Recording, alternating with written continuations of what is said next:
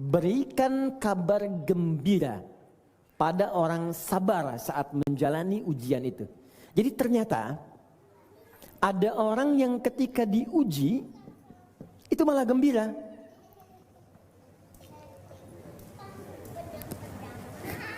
Oke, saya bikin rumus dulu ya supaya lebih mudah untuk dipahami. Hidup, ini persamaan Qur'annya, hidup itu pasti bersanding dengan ujian, masalah, persoalan yang didesain untuk meningkatkan kualitas hidup. Jadi sepanjang orang hidup pasti punya masalah. Nggak ada orang hidup yang nggak punya persoalan. Ini pun wajahnya tenang-tenang, kayak bahagia, belum tentu nggak punya masalah itu. Ya, pasti ada masalah. Kalau kita hidup pasti punya persoalan. Kalau ada orang yang tidak ingin punya masalah, artinya dia nggak ingin hidup. Baik, saya mau tanya sebentar. Siapa yang tidak ingin punya masalah? Boleh angkat tangan. Baik, ya sudah gitu kan. Baik, artinya ketika kita hidup akan selalu punya masalah. Hanya Allah memberikan rumus bagaimana meringankan persoalan itu sehingga sebelum kita alami terasa ringan. Di banyak orang yang berat menerima masalah itu bukan karena masalahnya, karena dia tidak belajar solusi bagaimana meringankan persoalan itu sebelum dilalui. Maka kata Allah, wabasyiris sabirin, aku berikan berita gembira pada orang sabar. Jadi ada orang yang saat dapat masalah malah gembira. Umumnya kan orang gelisah, ini gembira. Nah, bagaimana rumusnya gembira ketika ada masalah?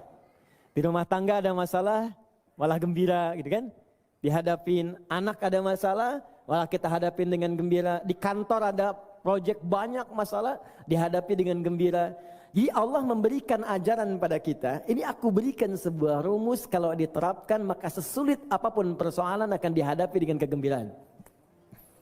Sederhana, namanya sabar. Sabar.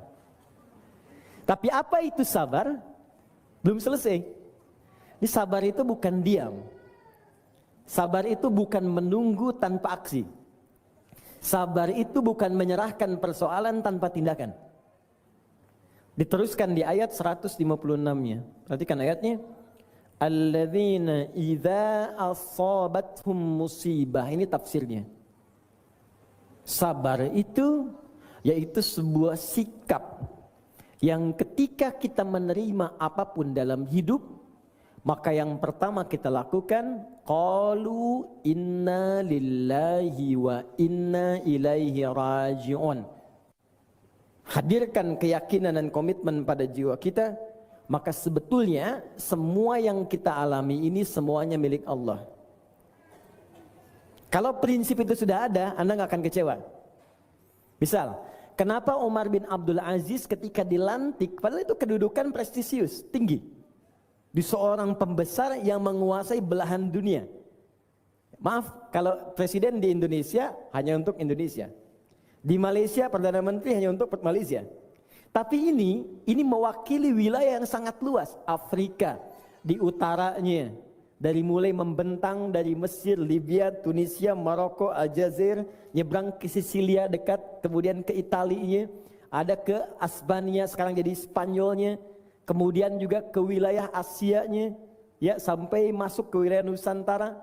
Kalau bicara wawasan Nusantara itu sudah lebih luas. Artinya Indonesia, Malaysia, Brunei Darussalam, Filipina bagian selatan, Thailand bagian selatan. Sila Lok masuk.